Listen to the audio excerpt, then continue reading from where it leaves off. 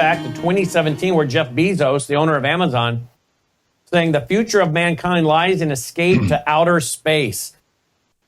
Now, we hear Elon's talking about going to Mars. Why are these guys, these technocrats, so eager to go to outer space or go to Mars, to colonize Mars?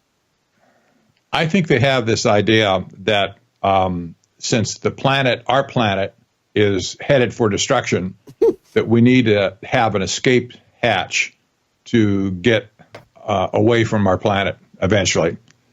And this is a pretty dim view of where we are today, for sure, because, well, there's no indication other than blowing ourselves up, I suppose. There's no indication that life is going to end on Earth.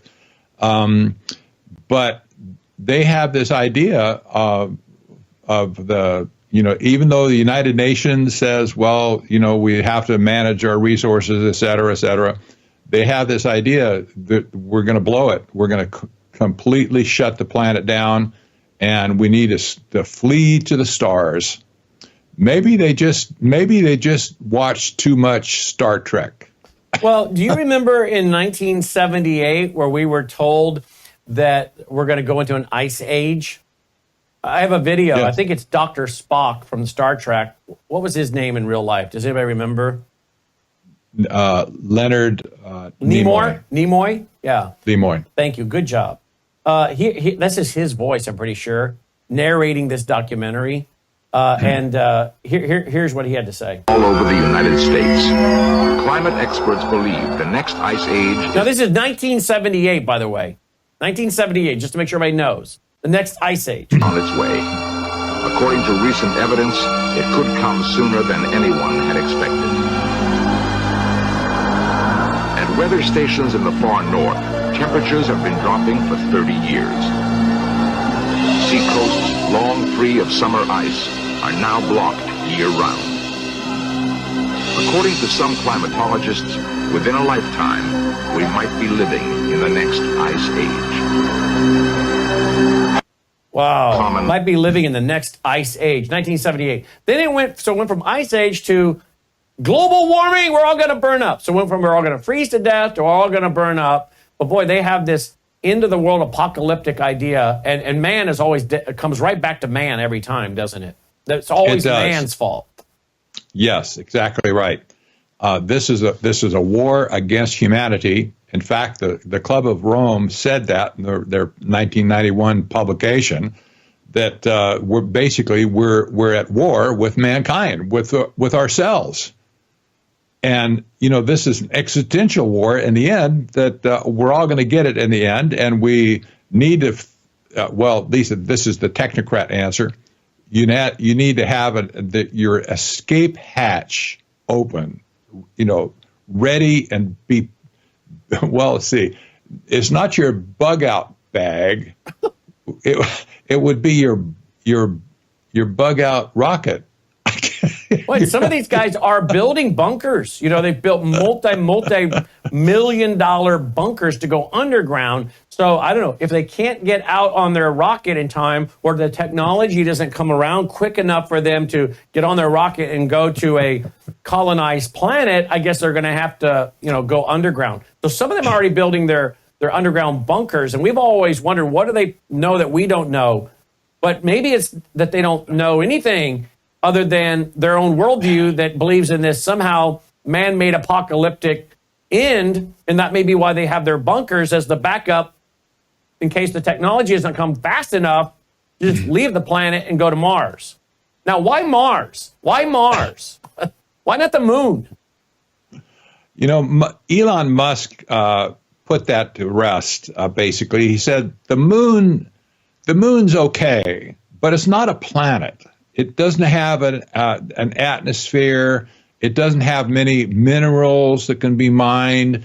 But Mars, he says, on the other hand, Mars has an atmosphere that can be refined. We can heat it up. We can mine methane to get oxygen and other essential elements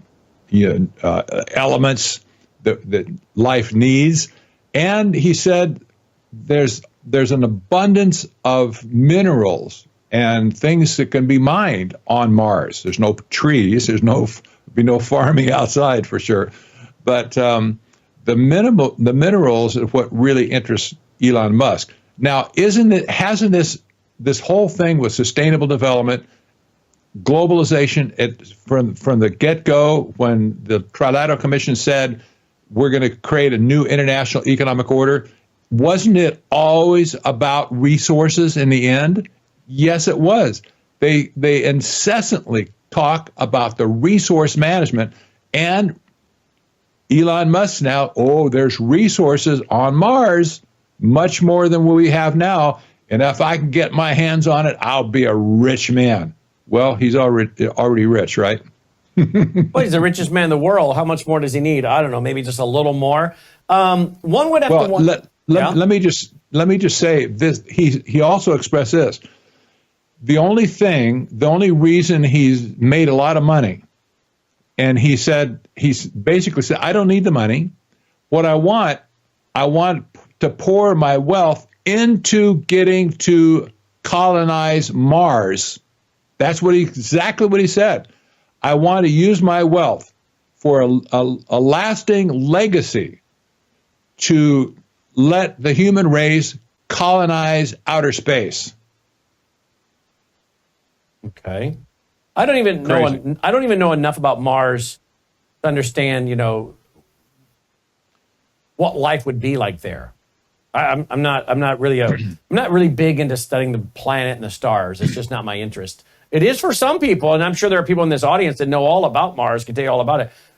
Have you spent any time studying it? Do you know anything about what life would be like for those who would live on that planet? What the temperatures and the variation of temperatures, etc. Yes, and I had a friend, probably 15 years ago, plus maybe 20 years ago, who was an expert on Mars. He wasn't an intellectual guy necessarily, but he followed everything he could get his hands on Mars, about Mars. And he told me all kinds of stuff along the way. And I was just fascinated with his obsession with everything Mars. That was his hobby. It was like his life.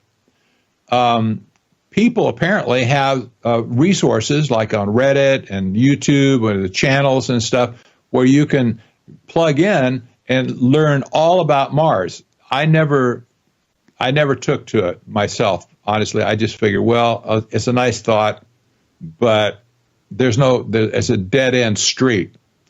And that's a biblical thought too. We'll talk about that in a minute. But people who are obsessed with Mars, they're chasing a fantasy. Basically, it's just a fantasy. Don't many of these people believe that what's destroying our planet is carbon dioxide and CO2?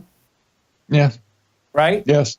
So they're going to go. And they're creating carbon capture pipelines. Yes. To grab carbon dioxide out of the air and put it in the ground, which is very dangerous. Mm-hmm. It can explode. Of course, we need very high levels of this for growing plants, and we've shown some models recently that show how we're decreasing in our CO2, which is not good, and we're reaching levels that are dangerous for sustaining the kind of productivity and life that we need.